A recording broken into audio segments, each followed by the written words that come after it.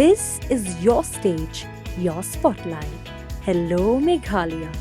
Your story starts here. Shitayo hadin ke Jingwan Jurip daki Khon Samla ya Hynñiew Tylli ke Jingkieng ke bala rim ke badan ha Lynter ka National Highway 6 ha Ribhoi District ke bala Sinjor bha bat ke bala banbu Jingma ya ke pat ba nonglet nongwan ha ka ba ke la pentip ru Shakibor Penya District. Wabilash Baranwal IAS Deputy Commissioner Ula Ong Bashan unsa Khot ki Ophisar ka National Highway Authority of India ban yakran halor kini ke Jingkieng.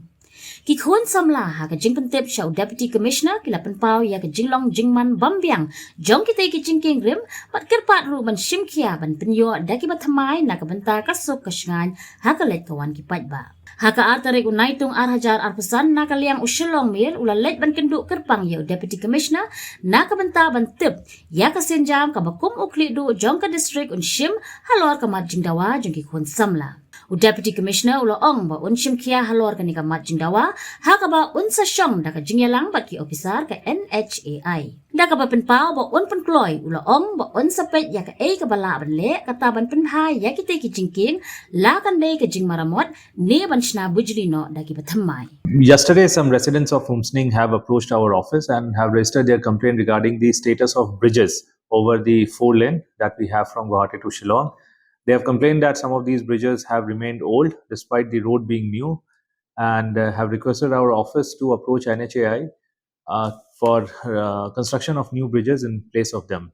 So we have assured them that we will take it up with NHAI. Immediately we'll get the structural assessment done so that as a temporary measure. Simultaneously, we'll work it out with the NHAI and see how the bridges can be renovated or replaced with new bridges. Habatin, pej bahagi kishap, kashap plus F. Ka plus F? Hakabam bangibam dunaki eki bataya kamet.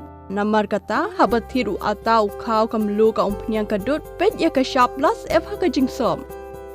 Yaki nutrient kum ki vitamin bat ka ayan la ai kan diat bada ka bathau bha kam khta ai ka dur jing ki mar bam ka jing mat lani ka rukom shed yaki balehi banai kita ka don ka we ka jing mentoy ba kongsan ka kot ka khia ka nutrition ba kham bha ka jing im ba kham bha pendon kam daki mar bam don ka sharp plus F menta kasni Lawan Ra Shafi Lingba ko office jong Commissionerate of Food Safety Meghalaya